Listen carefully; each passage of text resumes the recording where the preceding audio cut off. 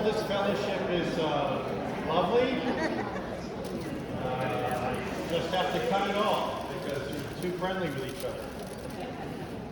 A couple of things, much to my chagrin. You might have noticed that one of the things that made the 8 candles for Hanukkah exciting was the guitar part.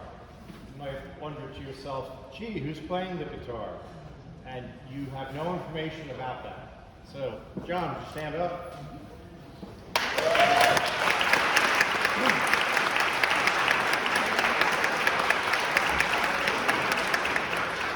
That's 1 week of lessons. Really good. One other thing I think I want to say, just because, I guess being professor, I feel I always have to teach.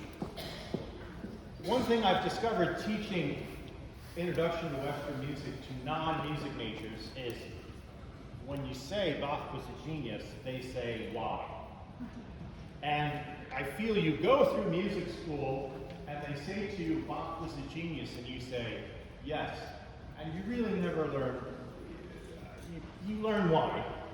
There are many inside reasons why. Like, he just did this incredible compositional thing.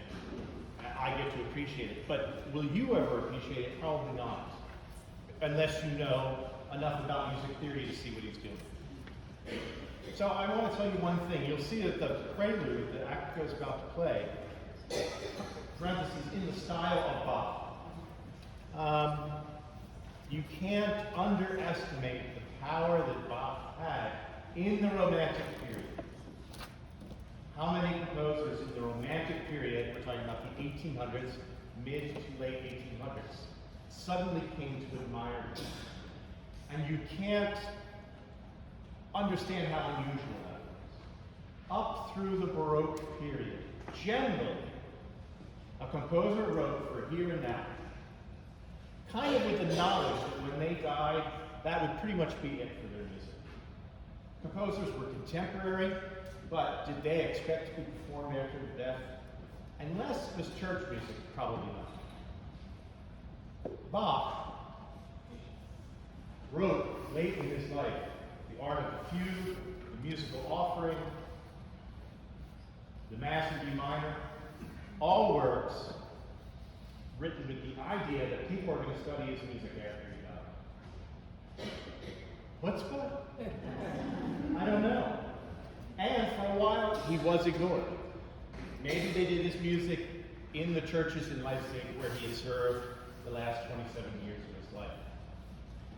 Credit would probably go to Felix Mendelssohn, who did that There Is a Star. Probably would go to him.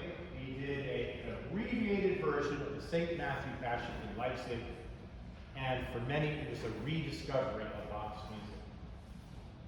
And I think the manager of the Leipzig Gewandhaus at the time was also Jewish, as was Mendelssohn.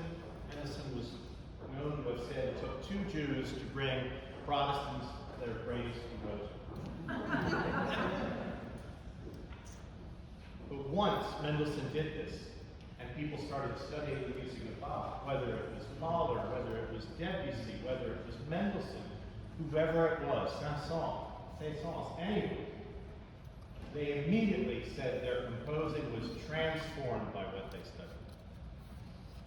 So, if it was chutzpah, it was well placed. Because people did end up studying his music, and it did change it. Those of you who know the Mozart Requiem, the Mozart Requiem is the reason people will say it's so sad that he died at 35 years old, because that piece is so different than Mozart's normal style. Why? Because he had just spent years studying Bach and Handel. And then was so enraptured by what he learned about their composing that he started incorporating more polyphonic, Baroque type writing in his writing. So that's why this prelude is called In the Style of Bach. Saint-Saëns is simply acknowledging this old composer who knew he was good enough that 100 years later, people would be studying his music and learning from it.